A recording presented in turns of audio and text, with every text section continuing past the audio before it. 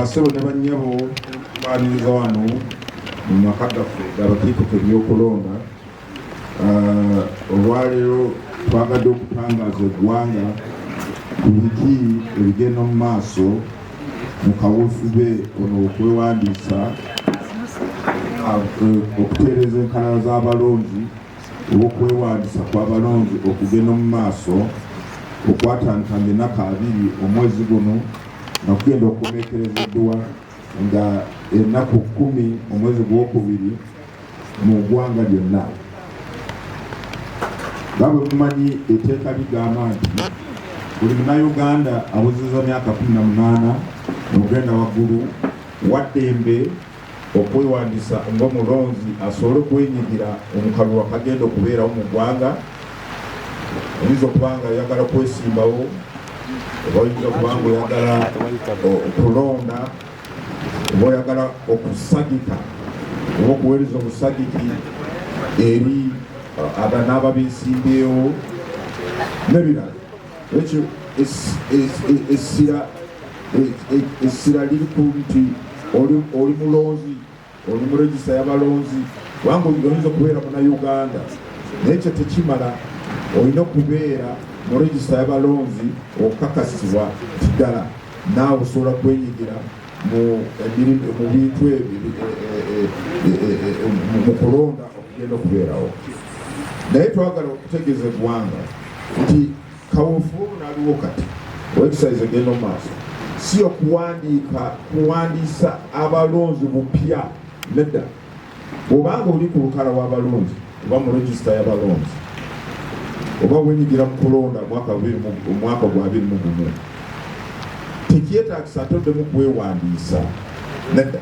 naye wabula abo abawuziza myaka 18 abateewandiisanga ng'abalonzi kabiteeka kisa kaabwe.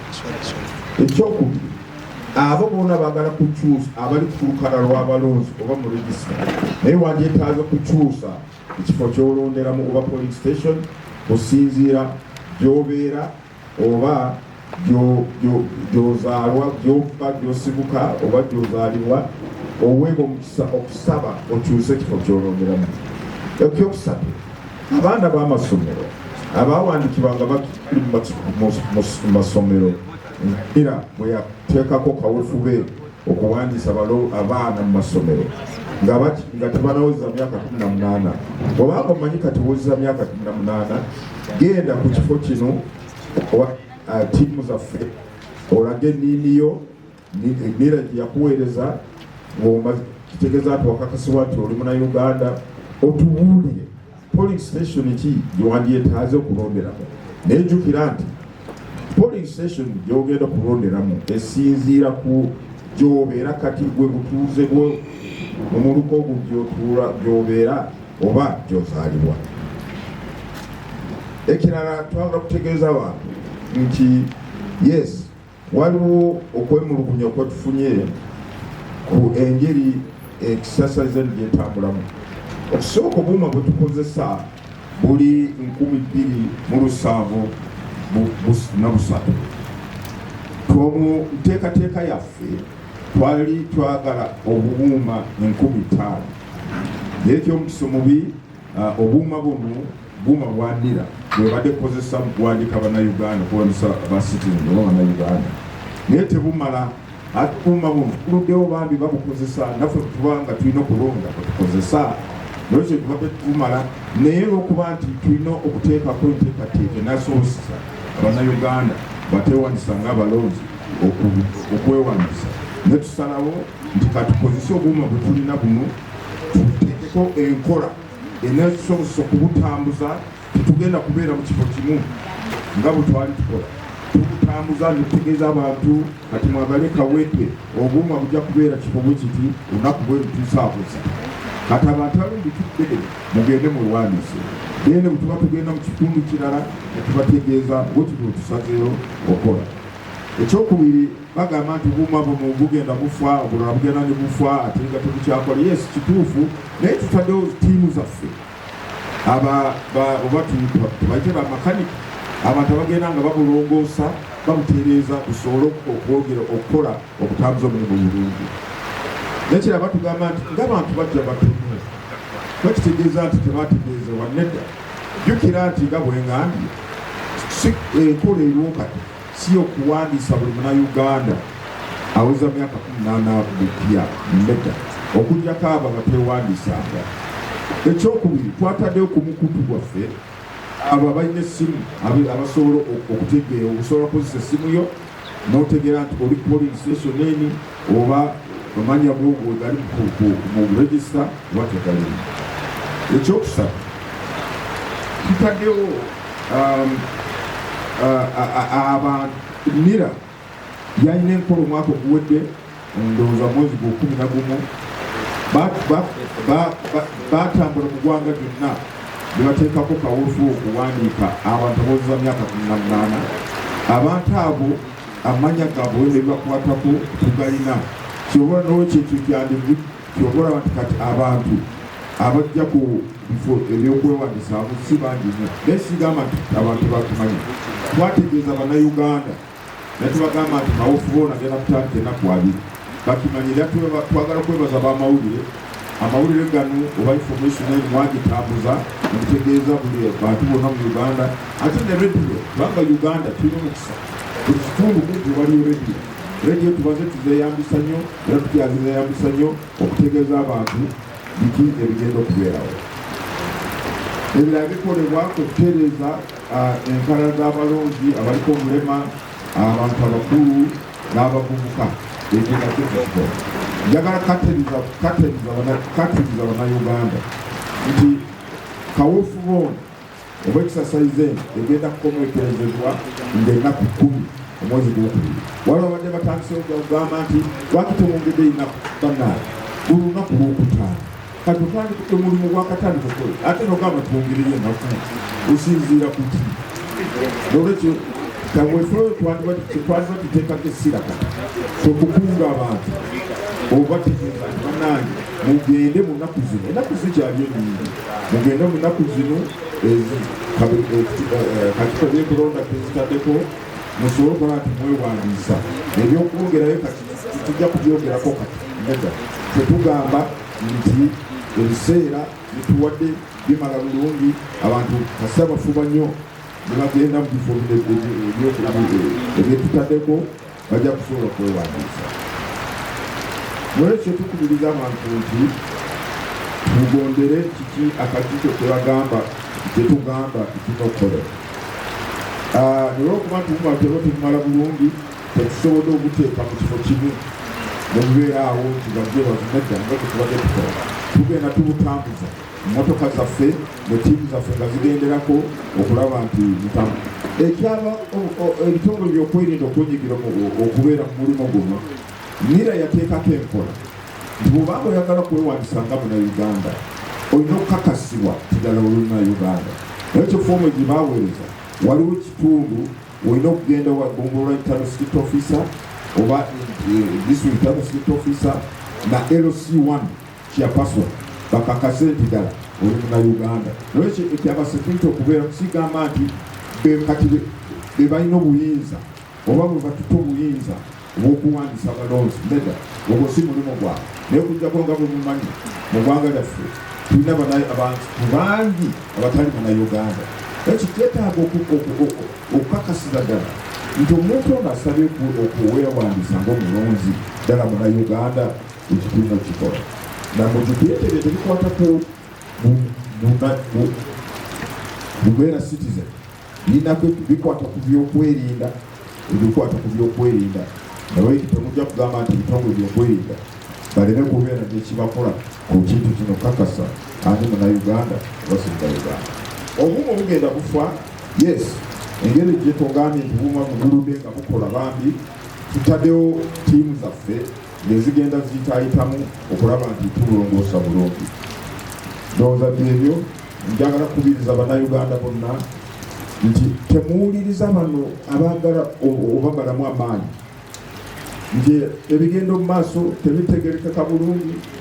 Laba byo bibadde bitya nedda lino ggwanga lyaffe bwe tuba n'obuzibu tulina obategeera bwe tuba n'eki tulina obategeeza naye kakati tugamba weewaawo waliwo ebintu ebigenze birabiseeko mu nnaku zino naye tekitegeeza nti kawufube tajja kutambula oba tajja kusoboka nedda porogramu ejja kusigala ng'etambula tuli waggulu we on top of everything okulaba nti omulimu guno tumutambuza bulungi kubanga eregista endambulugufu eregista entuufu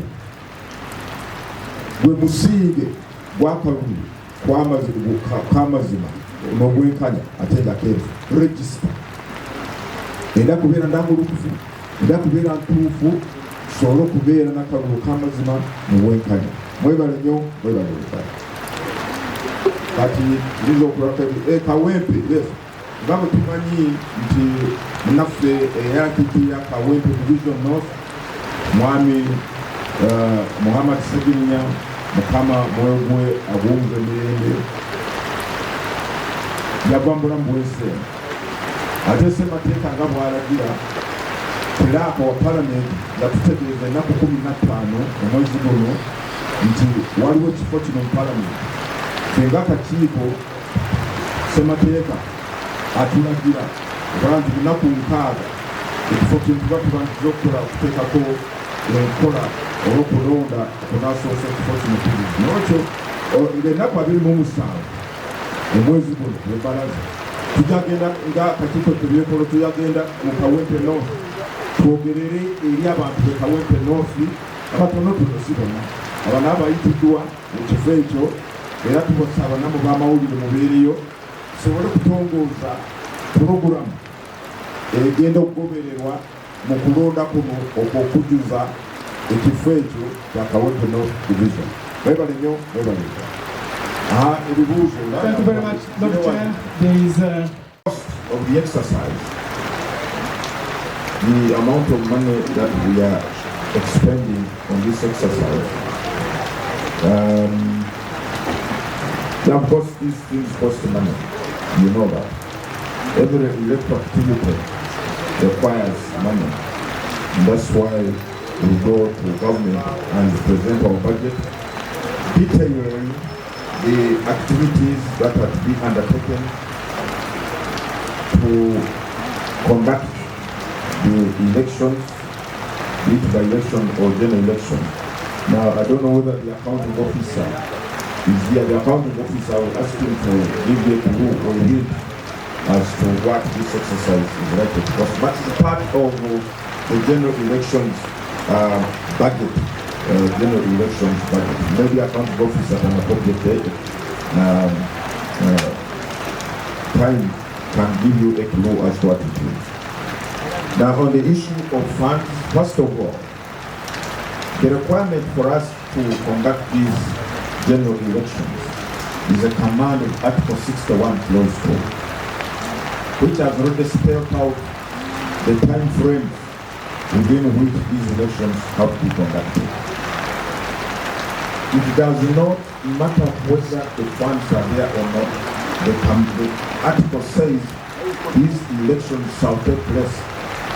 So it is therefore the responsibility of government, and it has never failed, at least from my knowledge, since we started having elections in this country, particularly under this commission, the government has never failed to provide the funds for the exercise. And this is one enterprise, by the way, or activity which is wholly funded by government.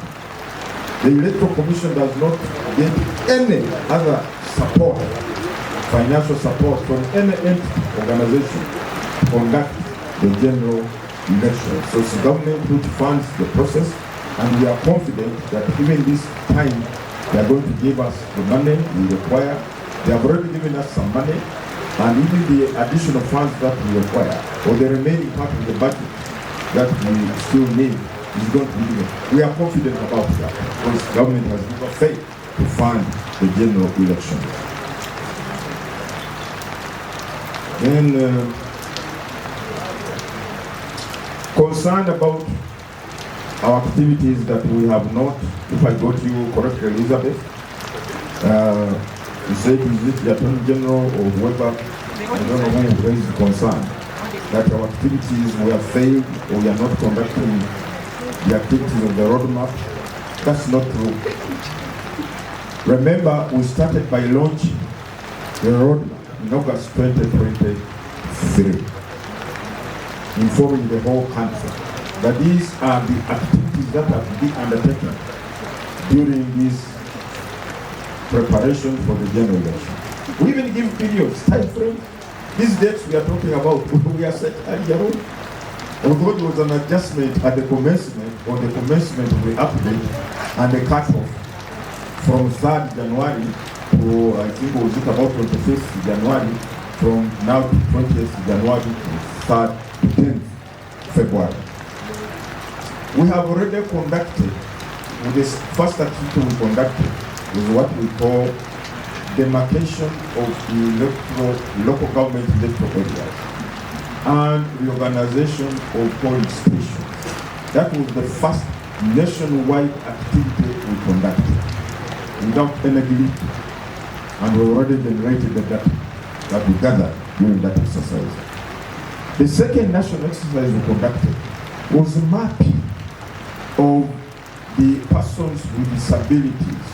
In other words, identifying persons with disabilities in every part of the country, so that they are allotted or attached to polling stations within their areas.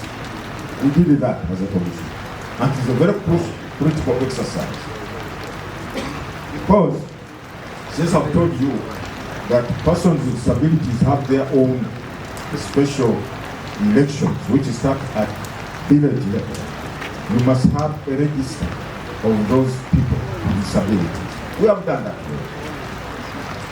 Now, we have embarked on the update of the National Voters Register.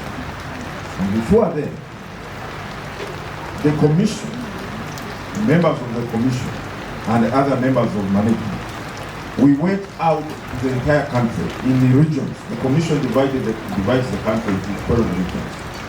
Each of us went to a region, and we met various stakeholders. That was on 10th of this month. When we met stakeholders in those regions, leaders, local political leaders, religious leaders, technical leaders, security leaders, and so on and so forth. The political parties, civil society organizations, and the message was that, look, we are going to embark on the update exercise on the 20th of January. The purpose is this, and you're expected to roll this, mobilize the people, tell them to be part of this process. So all these are activities that we are carrying out systematically and sequentially.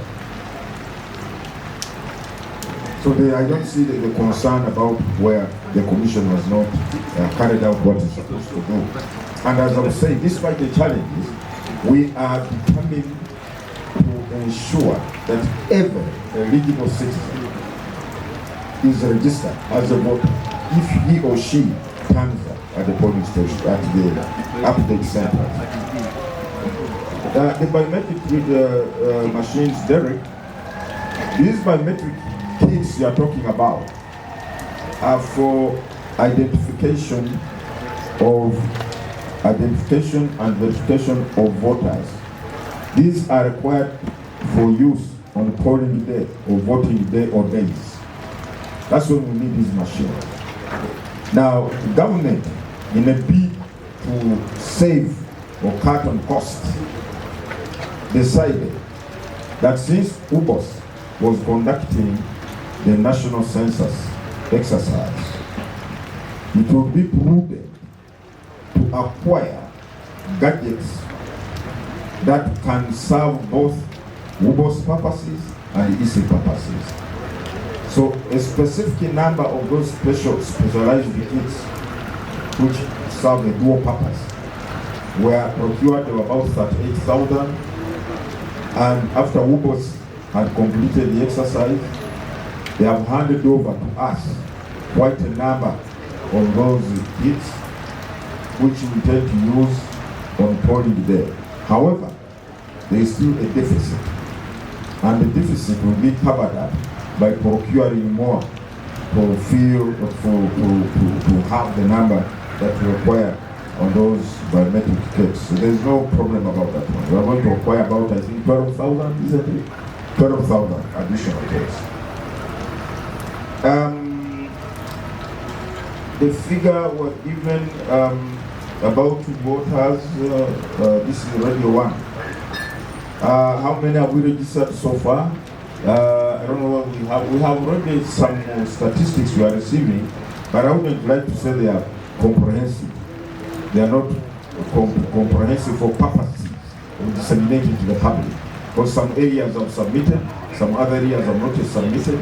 I will pray that you give us ample time, some bit of period, because this is just 4 days old, literally 4 days old. So I think for us to be able to have a figure that we can feel we need to share with the public, we need some bit of more time. But what I want to say, as I said, NIRA continues to register citizens because that's their main function. For purposes of this exercise, they have continued to register citizens, but they also register non-citizens. Okay? Now they continue therefore updating their database of citizens. Now for us as EC, our interest is of the new registration. How many are of 18 years and above? And how many have indicated that they want to be voters also at this particular polling station? So we get that data and continue upgrading or updating our national voters register database. Now, but from the NIRA register, what they have given us so far, it shows that the potential number of voters according to the NIRA register, we are still analyzing this data. It's about in the range of about 23 million, okay? And so, but the real figure will only be given after this update exercise is concluded. Remember, the update exercise, as I mentioned earlier, is capturing new voters, people who have never been registered by NIRA. Maybe they turned 18 years yesterday or the other day. So this number is definitely going to go up. It's not going to remain static. So I want to appeal to you, let us conclude the exercise. Then we shall announce to the nation that after the update exercise and after capturing all the data NIRA has been generated, NIRA generated during the mop-up exercise and during the process of continuous voter citizenship registration. Now we have a total register of so many, and that's why we've been telling the country that we need to create a cut-off date. Some people have been arguing, why don't you continue registering almost up to polling day? We have said you cannot do that. There must be a time when people need to know the register that is going to be used not only for presidential, parliamentary, local government elections which are scheduled to take place in January and February 2026, but also for the special interest group elections which start around June this year. The people must know there is a definite conclusive register. If you are going to continue registering, then you are creating problems. You know our elections in this country. If a rat passes here, I say, that rat, what has it come to do? It is very strange. A rat passing, when people, chairman is addressing people, there must be something. Anything in this country, when it is elections, raises suspicions. If you left the register open-ended, ng'akalulu ka 2026 kengedde. Ssemateeka wa Uganda aweebwa ekitongole ekivunaanyizibwa ku kulonda okulaba nga kiteekawo okulonda okw'amazima n'obwenkanya. Ezimu ku nteekateeka eziteekeddwawo akakiiko akavunaanyizibwa ebyokulonda kwe kulaba nga buli muntu yenna awezezza emyaka 18 agenda mu register. Akulira akakiiko kano Omulamuzi Byabakama avuddeyo n'ategeeza nti waliwo Abannayuganda abali mu mitala w'amayanja baweebwa omusango mu kkooti olw'okuba nti baweebwa bbeetu okulaba nga nabo bateekebwa mu register oba n'okwetaba mu mirimu gy'okulonda mu Uganda. Wabula era avuddeyo n'atulambika nti enteekateeka z'okujjuza ekifo ky'omubaka owa Kawempe y'omwambuka oba Kawempe North zigenda bukwakku era ng'ennaku z'omwezi 27 bagenda beetaba n'abatuuze b'omu Kawempe okulaba nga bategekebwa okulonda okw'amazima. Ku lwa MGD TV nze Timothy Lukanga.